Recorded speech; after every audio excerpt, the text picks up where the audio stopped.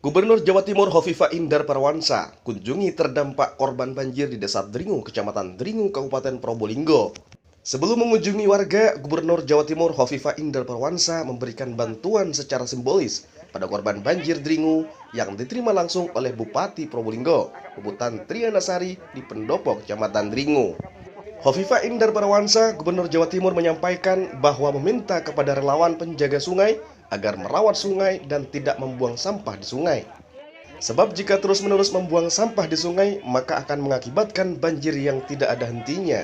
Dan jika sampah dibiarkan berlama-lama di sungai, akan mengkristal, sehingga air yang dari hulu tersendat dan air meluap ke permukiman warga. Untuk sementara pihaknya berencana menggunakan bronjong untuk mengganti tanggul yang jebol. Dengan harapan nantinya ketika air sungai sudah mulai besar lagi, tidak lagi masuk ke rumah warga. Memang sedang sangat tinggi. Kepala BMKG memberikan warning tentang hidrometeorologi. Jadi apakah terkait dengan perubahan iklim yang kemudian menimbulkan intensitas hujan yang sangat tinggi. Mitigasi sebetulnya juga sudah dilakukan, tapi ketika intensitas hujan yang tinggi itu melampaui dari apa yang diprediksi, maka kita bisa melihat bahwa banjir yang kelihatan lebih besar dari tahun-tahun sebelumnya ini dialami oleh sekian banyak daerah di Indonesia, termasuk di Jawa Timur. Tapi ada hal yang sesungguhnya mitigasinya bisa lebih sederhana. Saya ingin kembali mengajak masyarakat, ayo relawan Jogokali itu bisa dilakukan revitalisasi. Ini kan ada kaitan dengan sampah. Di Gempol waktu itu juga ada kaitan dengan sampah yang akhirnya kemudian menyumbat dari tanggul yang ada. Di Jombang juga begitu, di Nganjuk juga begitu. Maka kita melihat ada intensitas hujan yang tinggi, kemudian ada sampah yang jumlahnya juga cukup besar dan bahkan itu sudah mengkristal, sehingga untuk mengurai sampah itu harus dipecah dengan senso.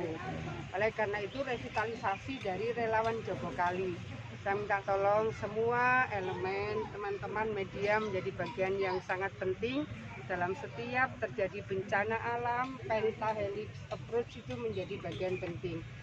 Penjagaan, pengawalan supaya sungai kita bersih dan sungai kita tidak dijadikan tempat pembuangan sampah. Tapi kalau misalnya kemudian sampah yang masuk itu ada material dari gunung misalnya, karena hulunya itu memang harus dilakukan proses antisipasi secara lebih komprehensif.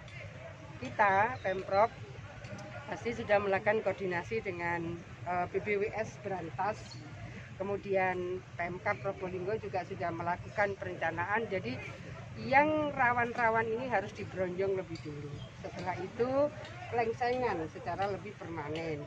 Sedang dihitung DED-nya mungkin membutuhkan waktu 1,5 bulan. Supaya titik-titik dengan kerawanan tertentu itu yang dilakukan proses recovery lebih duluan.